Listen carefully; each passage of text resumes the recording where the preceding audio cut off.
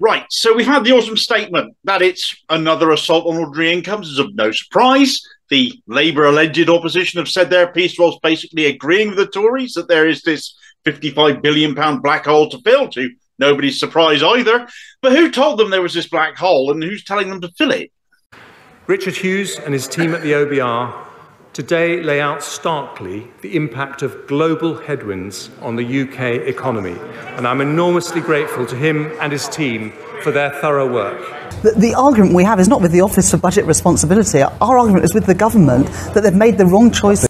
The basis for the entire autumn statement is based on projections by the OBR, or Office for Budget Responsibility. They've made predictions relating to inflation, growth, and they've said why they've come to these conclusions, blaming higher energy prices and other global factors. And actually, all of Jeremy Cunt's decisions were based on what this organisation have advised the government. There was also, as you heard, no argument from Rachel Reeves regarding the OBR. She simply attacked the government, who were basing their choices on the same organisation. So, bluster essentially from Reeves, who, given the acceptance of her party of that black hole of debt, probably wouldn't do things much differently. So who the hell are the OBR?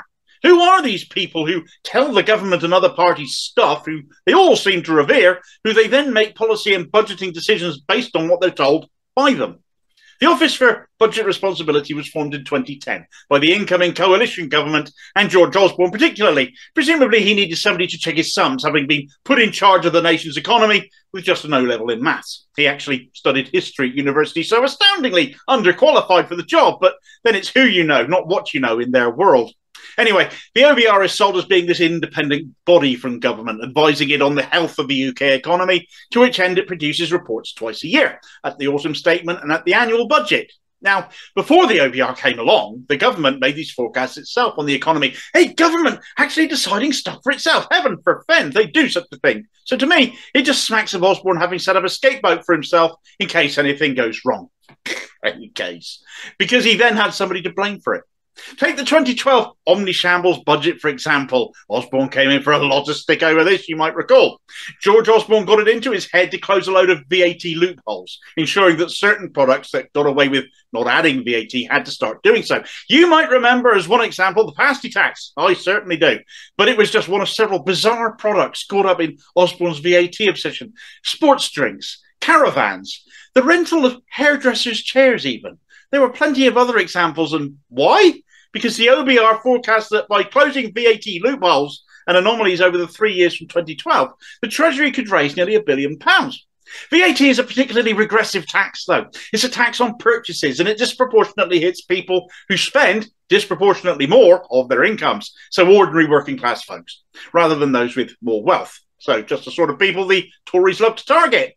When combined with other measures Osborne brought in that disaster of a budget, like cutting the top rate of income tax and cutting corporation tax, it was massively a budget for the few, not the many. But the OBR don't factor into that facet of budget decisions. Their job is to assess what the government wants to do, how to raise funds versus their predictions for the economy and inflation and growth and all those bits and pieces, and how the decision the government makes would affect those outcomes. If it makes rich people richer and poor people poorer, that's beyond their remit.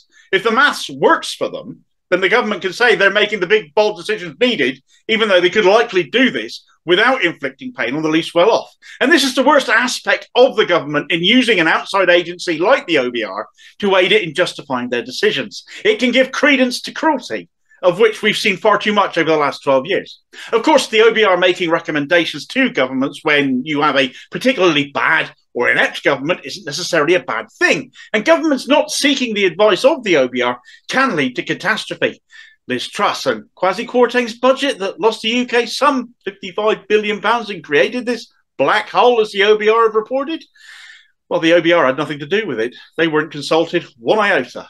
Of course, governments don't always like the advice they are given either. And when they lean on the credibility of the OBR so much, so often, it somewhat undermines that when they disagree with them. In the eyes of the public, it becomes increasingly hard as to whether to see the OBR as a good or a bad thing. As a Brexiteer, Jeremy Cunt has poured scorn on the OBR for saying Brexit has caused a 4% loss of GDP. Now, in your autumn statement, you said your priorities were stability, growth and public services. But the elephant in the room to all of this is Brexit. We don't talk about it much. It's almost become a taboo subject. Journalists aren't even asked allowed to really ask questions about it without feeling like you're somehow attacking Brexit, but it's hurt the economy. What do you think the hit to the UK economy will be because of Brexit? Well, Brexit was a change in our trading relations with our biggest single trading partner. I don't accept that Brexit is the cause of the big economic difficulties we face. And let me give you an example as to why I don't accept that. You know what the OBR figures are on this? What has the OBR forecast? You know this about Brexit. Well, the OBR say that absent other changes in, I think it's a decade's time, we will grow less fast than we would have done. By 4%. Yes. It's 4% medium-term GDP, 4% lower than it otherwise would have been. Yes, yeah? Absent other changes. No, because in the end, Brexit is a choice that Britain as a country made. And whether we make a success of it or not is a choice that we now have to make. If you allow me to, let me just go back, because the 4% of GDP, you're a chancellor that's desperately needing growth in order to grow the economy, to increase the tax takes, to cut our taxes, to increase spending in public services. Growth is central to all of that. We all know that. How much lost income and tax revenue does that 4% over the medium term add up to? You'll know the figure. Beth, I don't accept the 4%. That 4% is a figure that says... But you accept the OBR figures sometimes when you like them, such as falling inflation. You're happy to take that one. Yes, I don't have to accept all of them, and that's one that So you accept the ones you like? Well, I accept the ones I agree with, and I don't accept the ones I don't agree with. That one I don't agree with. Wasn't a happy bunny there, was he? So what to make of the OBR as a member of the public? They are numbers people, fundamentally. They no more and no less assess government policy against their own forecasts and predictions, offering recommendations which the government may or may not take up. Forecasts even they have admitted they haven't the best track record for. But when you're trying to work out what will happen in 6 months or 12 months, it's guesswork, and it's never going to be accurate all of the time. That, unfortunately, can provide the government with weasel room to excuse themselves of blame. The OBR does not make policy. They simply interpret policy from an economic perspective, setting aside personal opinion and even morality, depending on the policy. If it doesn't damage the economy, that's all the government need to know from them. Regardless of what the government say, regardless of how they put forward policy in relation to OBR advice, it is still always government choices that affect our lives, and the blame should always rest with them.